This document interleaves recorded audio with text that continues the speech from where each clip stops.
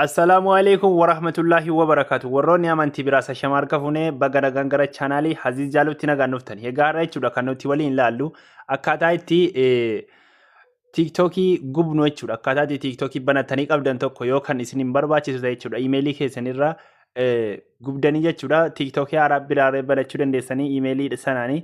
Akkasumas yoo kan illee hin barbaachisne ta'e jechuudha. Akkaawuntiilee hedduu kan qabdan ta'e yoo barbaadan deactive gootanii jechuudha yookiin immoo delete account gootanii dhabamsiisuu akka itti dandeessan jechuudha.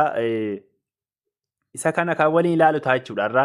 Egaa isin wanti isin gochuu qabdanu chaanaalii kana barnoonni irratti maxxanfamanii waan jiranii fi egaa kan isin fayyadanidha jechuudha hundumti isaanii. Egaa isin maal gochuu qabdu chaanaalii kana subscribe gootanii share namaa gootanii jechuudha hiriyoota keessanii fi nu jajjabeessuu qofaadha jechuudha.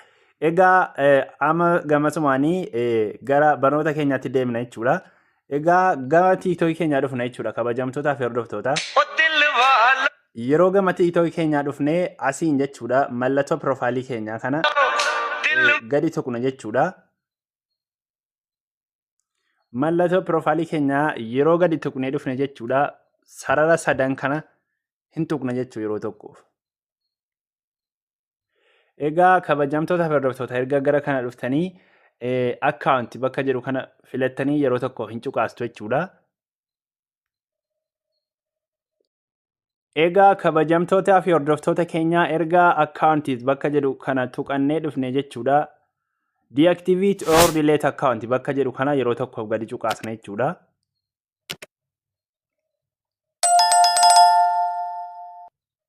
Neetworkiin keenya nutti eeggachuun dirqama.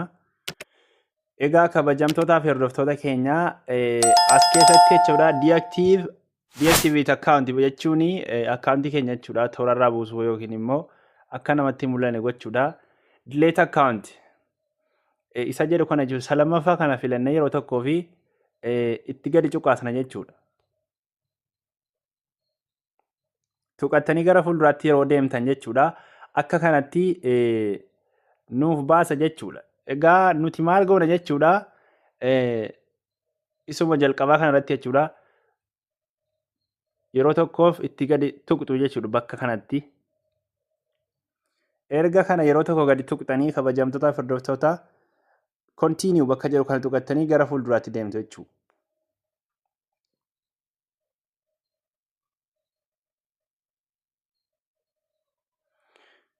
Egaa kabajamtootaa fi hordoftoota keenyaa egaa asitti jechuudha gubuudhaaf jechuudha waanuma muraasa qofaatu nu oofachuu bakka kana keessatti jechuudha tuqaa kana akkasitti godhannee jechuudha raayitii itti goonee saanduqa kana keessatti ammas continue jennee fuula duratti deemna jechuudha. Okay ammas jechuudha continue jennee tuqannee fuula duratti deemna jechuudha.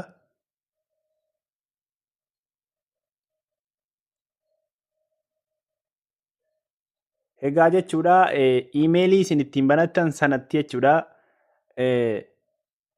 miisejiin nuuf jechuudha. Egaa bakka sana deemne jechuudha iimeelii sana keessa risaalaa yookiin immoo jechuudha ergaa nuuf ergamte sana finnee miisejii sana finnee keessatti guutuu qofaadha jechuudha. Egaa jechuudha akkuma argaa jirtanii tiiktookiin kiyyaa ergaan isaa kan naa dhufe kunooti jechuudha 1683 duwwaa 4. Egaa asitti dhufnee itti gunna jechuudha.